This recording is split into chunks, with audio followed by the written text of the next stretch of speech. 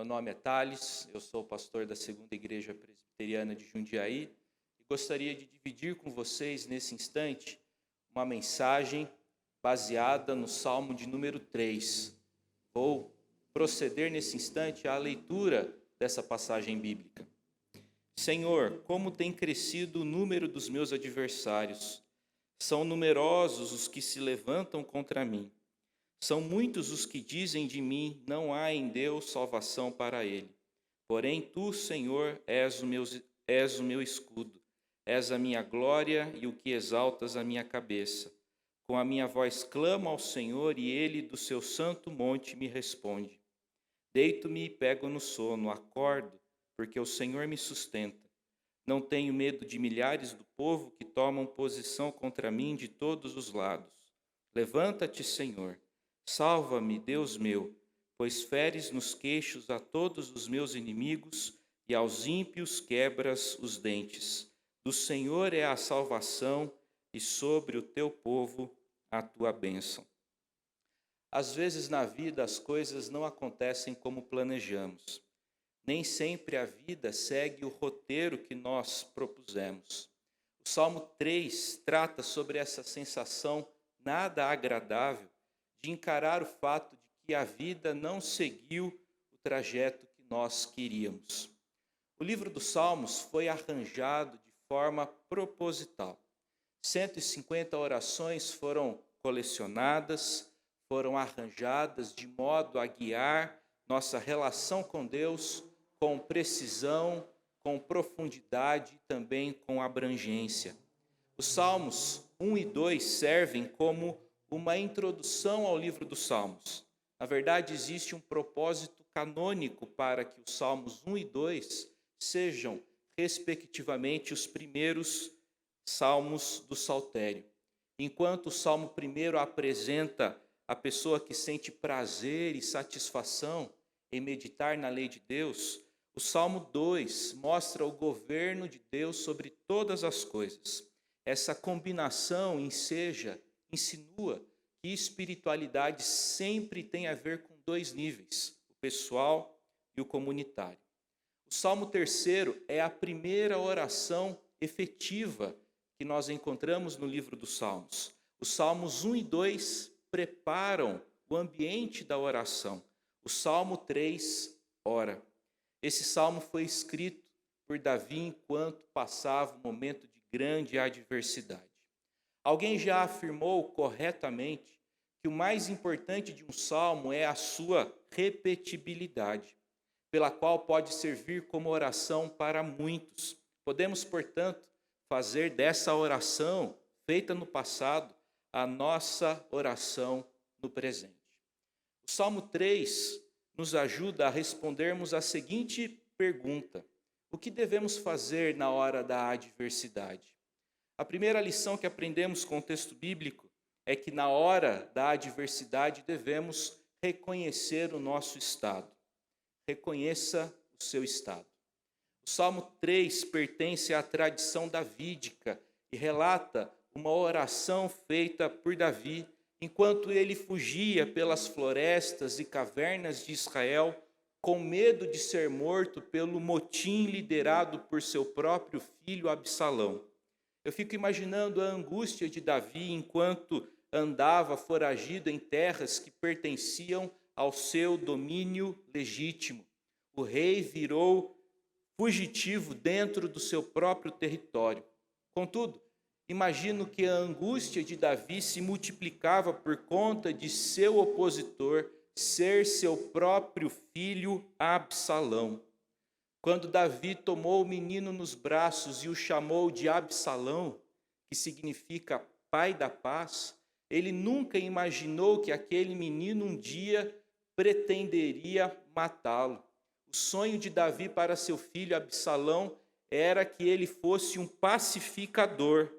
Só que as coisas não saíram do jeito que ele quis.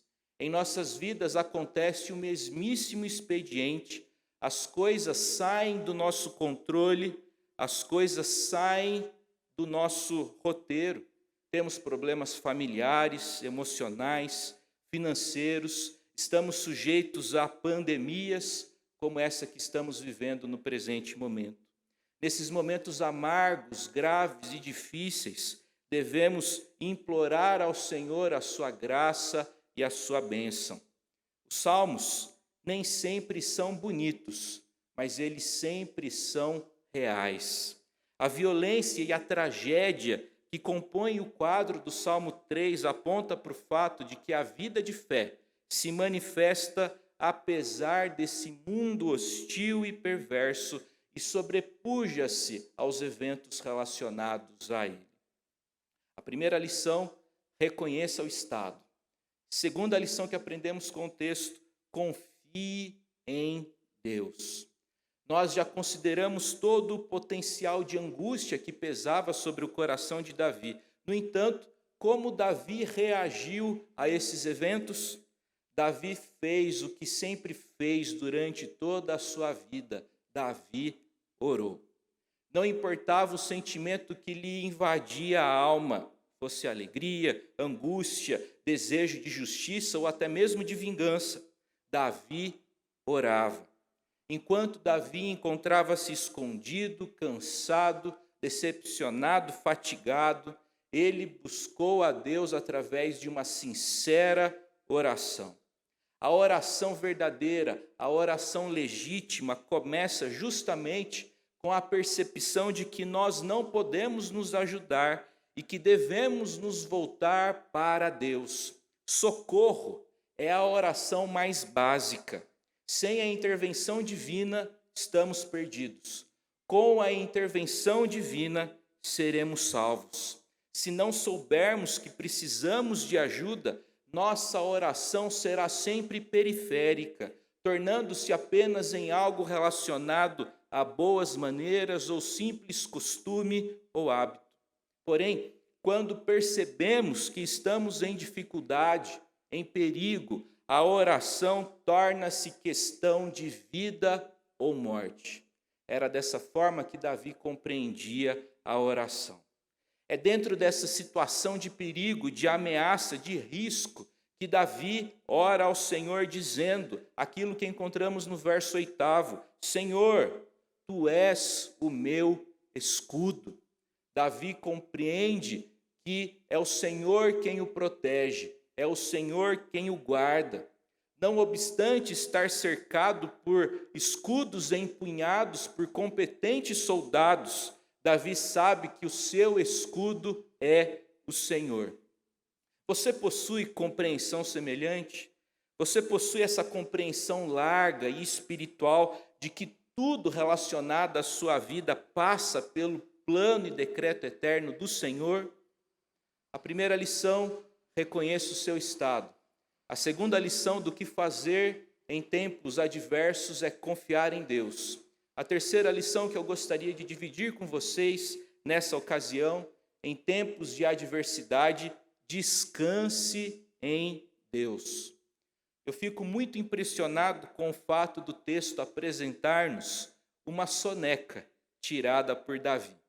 A soneca de Davi aparece no verso 5º, bem no meio do salmo. O texto enseja que a oração, a vida de oração, não se limita a um período, antes alcança e abarca toda a vida. Enquanto ora, Davi sente medo, sente sossego, dorme, acorda, testemunha, clama, agradece, entre outras coisas. Nós encontramos aqui no Salmo 3 o fundamento daquilo que a espiritualidade cristã chama de oração contínua. Essa oração não é uma simples atividade, mas exercício de uma vida a partir do encontro com Deus. Falando sobre essa verdade, no Novo Testamento, o apóstolo Paulo declarou na epístola endereçada aos crentes de Tessalônica que nós devemos orar sem cessar. Eis o mandamento, eis o imperativo apostólico: orai sem cessar. O verso 5º também é o centro emocional do Salmo 3. O que acontece quando a gente dorme, e dorme bem? Nós descansamos e nós renovamos as nossas forças. Através dessa experiência de dormir e acordar, o salmista quer nos ensinar a seguinte lição: Deus e apenas Deus pode nos dar descanso e renovar as nossas forças. A oração de Davi começou de forma bastante abrupta. Davi não tinha tempo de passar por uma extensa liturgia, pois a sua vida e seu reinado, melhor dizendo, estavam em perigo. Todavia, a oração de Davi termina com uma expressão de confiança e de testemunho. É o que lemos no verso 8. Do Senhor é a salvação e sobre o seu povo a sua bênção. Apesar de ter usado uma estratégia brilhante para fazer frente aos planos de Absalão, Davi se recusava a assumir o crédito. Somente o Senhor receberia a glória. Nossas vidas estão sujeitas à adversidade.